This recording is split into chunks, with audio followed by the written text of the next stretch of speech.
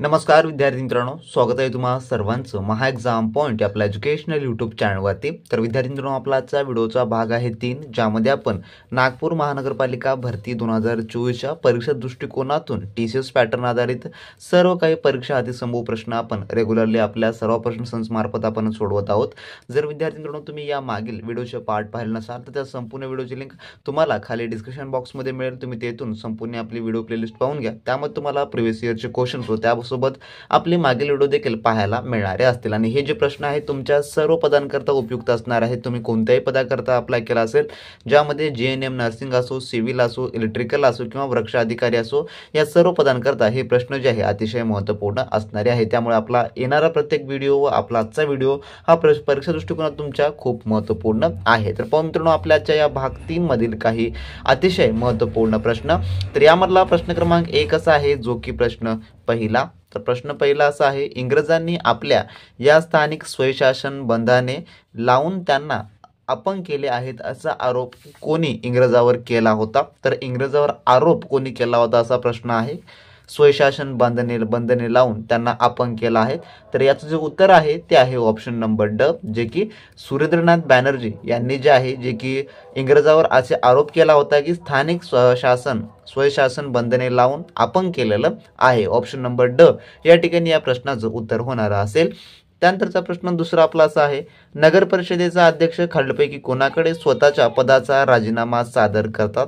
तर याचं उत्तर आहे ऑप्शन नंबर ड, जे की जिल्हाधिकाऱ्याकडे जे आहे जे की नगर परिषदचे अध्यक्ष जे पदाचा राजीनामा सादर करतात। ऑप्शन ड या ठिकाणी याचं उत्तर होणार असेल।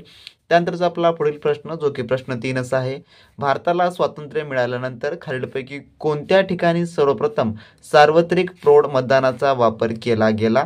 तर याचं उत्तर आहे ऑप्शन नंबर अ, जे की मणिपूर या ठिकाणी जे आहे थोडक्यात भारताला स्वातंत्र्य मिळाल्यानंतर जे की सर्वात प्रथम सार्वत्रिक मतदानाचा वापर केला गेला।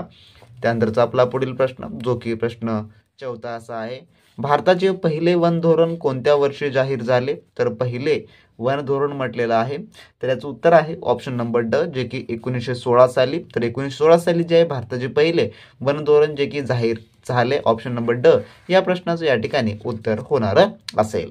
त्यानंतरचा आपला पुढील प्रश्न 5 असा आहे, कोणता घटक कार्बनचे सर्वात जास्त शोषण करतो? तर याचं उत्तर आहे ऑप्शन नंबर ड, जे की महासागर हे जे आहे थोडक्यामध्ये कार्बनचे सर्वात जास्त शोषण करतो। ऑप्शन नंबर ड या प्रश्नाचं उत्तर या ठिकाणी होणार असेल।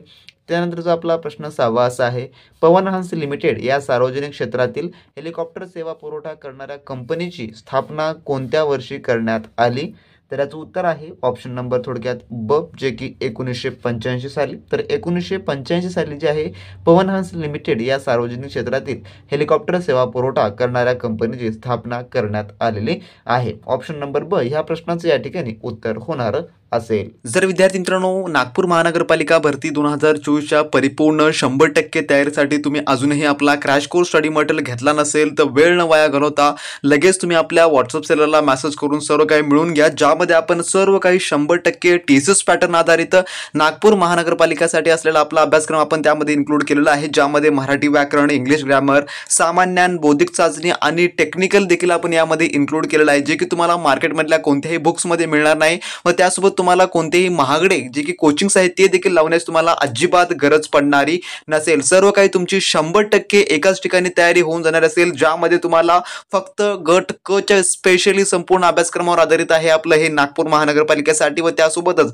TCS ने आतापर्यंत महानगरपालिकेचे जेवढे काही परीक्षा केलेल्या आहेत त्या प्रश्नांना आकलन करून हे सर्व काही टेस्ट सिरीज व आपले जी नोट्स आहे ते बनवण्यात आलेले आहे। त्यासोबतच 100 प्रश्न व 200 गुणाची 100% तुमची तयारी होऊन जाणार असेल। त्यामध्ये स्थापत्य, विद्युत, JNM चे टेक्निकल आपण देखील यामध्ये कव्हर केलेलं आहे। त्यासोबतच मागील वर्ष प्रश्नांचा आपण देखील समावेश केलेला आहे, ज्यामुळे तुम्हाला या परीक्षेमध्ये कोणत्या प्रकारचे प्रश्न येतात याचं 100% आकलन होऊन जाणार असेल। जर तुम्हाला ही परीक्षा क्रॅक करायची असेल, तुम्हाला हे जर पद मिळवायचं तर 100% आपलं तुम्ही स्टडी मटेरियल रेफर करा। त्यासाठी तुम्हाला आपल्या व्हॉट्सअप सेलरला मेसेज करावं लागेल व त्यासाठी आपण किंमत देखील यासाठी एकदम 500 रुपये जे की कमी किंमत ठेवलेली आहे। जर तुम्ही वेळ लावला तर याची किंमत वाढू देखील शकते, त्यामुळे लगेचच्या लगेच सेलरला मेसेज करून ते सर्व काही स्टडी मटेरियल मिळवून घ्या व चांगल्या आणि उत्तम तयारी सॅलरीला या क्षणापासून लागू शकतात. ज्या विद्यार्थ्यांना ही परीक्षा क्रॅक करायची आहे त्यांनी 100% आपल्या सॅलरीला मेसेज करून हे घेऊ शकता. विद्यार्थी मित्रांनी अजूनही आपलं परिपूर्ण टीसीएस पॅटर्न आधारित A to Z NMC साठी असलेलं आपलं अतिसंभव्य स्टडी मटेरियल घेतलं नसेल तर वेळ न वाया घालता लगेच तुम्ही आपल्या व्हॉट्सअप सेलरला मेसेज करून सर्व काही त्या ठिकाणी घेऊ शकता. त्यांची लिंक डिस्क्रिप्शन बॉक्समध्ये देण्यात आली आहे किंवा या व्हॉट्सअप नंबरवरती तुम्ही मेसेज करून NMC स्टडी मटेरियल म्हणून जरी लिहून तुम्ही त्या ठिकाणी घेतला तर ते सर्व तुम्हाला 5 मिनिटांमध्ये उपलब्ध करून देणारे असतील. सर्व काही PDF फॉर्मॅट म्हणजेच की सॉफ्ट कॉपीमध्ये आहे, ज्या ठिकाणी तुम्हाला टेक्निकलच्या ई-बुक त्यासोबतच नॉन टेक्निकलचे ई-बुक त्या ठिकाणी प्रोव्हाइड करण्यात येणारे आहे. तर सर्व काही एक्झाम ओरिएंटेड आहे आणि सर्व काही पेड स्वरूपामध्ये आहे. ज्या विद्यार्थी मित्रांना घ्यायचं आहे त्यांनी लगेच आपल्या व्हॉट्सअप सेलरला मेसेज करून मिळवून घ्या, कारण का परीक्षेला खूप कमी दिवस असतात आपल्याकडे शिल्लक. लवकर जर परीक्षा तारीख जाहीर झाली तर आपल्याला खूप गोंधळून जातो. त्यामुळे तुम्ही आतापासून जर योग्य नियोजनासोबत तुम्ही अभ्यासाला लागलात त्या ठिकाणी तुमची परफेक्ट तयारी होणारी असेल, ज्यामुळे तुम्हाला कोणतीही कोचिंग लावण्याची गरज पडणार नसेल, कोणतेही बुक्स घेण्याची अजिबात गरज पडणारी नसेल. ज्यांना चांगले गुण परीक्षा ही पास करायची आहे त्यांनी नक्की आपलं स्टडी मटेरियल रेफर करा. त्यानंतरचा आपला प्रश्न 8-7 असा आहे पुढील. महाराष्ट्र लोकांसाठी मुंबई कायदे मंडळात स्वतंत्र मतदारसंघ असावा अशी ही मागणी करण्यासाठी शाहू महाराजांनी कोणाला लंडनला पाठवले? तर याचं उत्तर आहे ऑप्शन नंबर ब, जे की भास्करराव जाधव यांना जे आहे लंडनला पाठवलेले होते. त्यानंतरचा आपला पुढील प्रश्न 8वा असा आहे. 1920 साली महाड येथील कुलाबा जिल्हा परिषदेचे अध्यक्ष कोण होते?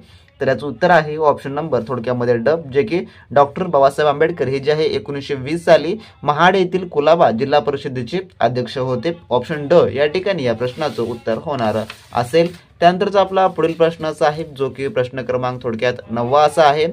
पुणे महानगरपालिकेने महात्मा फुलेंचा पुतळा बसवावा अशी मागणी इसवी सन 1925 मध्ये कोणी केली? तर पुणे नगरपालिकेने, त्यावेळेस महानगरपालिका नाही नगरपालिका होती. तर याचं जे उत्तर आहे ते आहे ऑप्शन नंबर ब, जे की केशवराव झेंडे यांनी जे आहे 1925 मध्ये मागणी केलेली होती. पुणे नगरपालिका या ठिकाणी महात्मा फुलेंचा पुतळा बसवावा अशी. त्यानंतरचा आपला पुढील 10वा प्रश्न असा आहे.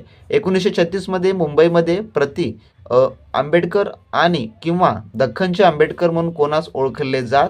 तर याचं उत्तर जे आहे ते आहे ऑप्शन नंबर क, जे की B.S. व्यंकटराव यांना जे आहे जे की दख्खनचे आंबेडकर म्हणून असे जे आहे ते ओळखले जात होते. तर हे काही निक नेमचे प्रश्न आहेत जे परीक्षेत आपल्याला कन्फ्यूज करण्यासाठी विचारले जातात, कारण का ह्या प्रकारचा किंवा ह्या स्वरूपाचा प्रश्न तुम्ही आतापर्यंत कुठे पाहिला नसेल. यासाठी सखोल वाचनाची आवश्यकता असते.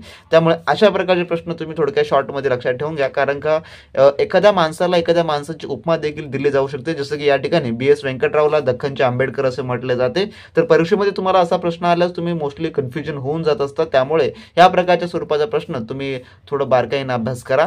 त्यानंतरचा प्रश्न 11वा असा आहे. 1773च्या नियमाच्या कायद्यानुसार एक सुप्रीम कोर्ट कुठे स्थापन करण्यात आले? तर याचं उत्तर जे आहे ते आहे ऑप्शन नंबर ब, जे की कलकत्ता या ठिकाणी. त्यानंतरचा आपला 12वा प्रश्न. कोल्हापूर, रत्नागिरी व रायगड या तिन्ही जिल्ह्यात कोणत्या खनिजाचे साठे आहेत? तर याचं उत्तर आहे ऑप्शन नंबर क, जे की बॉक्साईट खनिजाचे साठे आहेत. त्यानंतरचा प्रश्न 13वा आपला. महाराष्ट्र शासनाद्वारे प्रकाशित केले जाणारे मासिक कोणते? तर याचं उत्तर आहे ऑप्शन नंबर ड, जे की लोकराज्य हे जे आहे महाराष्ट्र शासनाद्वारे प्रकाशित केले जाणारे मासिक आहे. त्यानंतर 14वा प्रश्न. सुप्रसिद्ध दासबोध या ग्रंथाचे कर्ते कोण? तर याचं उत्तर आहे ऑप्शन नंबर ब, जे की संत रामदास हे जे आहे या ग्रंथाचे कर्ते आहेत. त्यानंतरचा प्रश्न 15वा.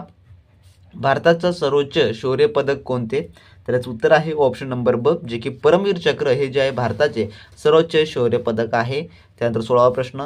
विजयस्तंभ कोठे आहे? तर याचं उत्तर आहे ऑप्शन नंबर ड, जे की चित्तोर या ठिकाणी विजयस्तंभ आहे.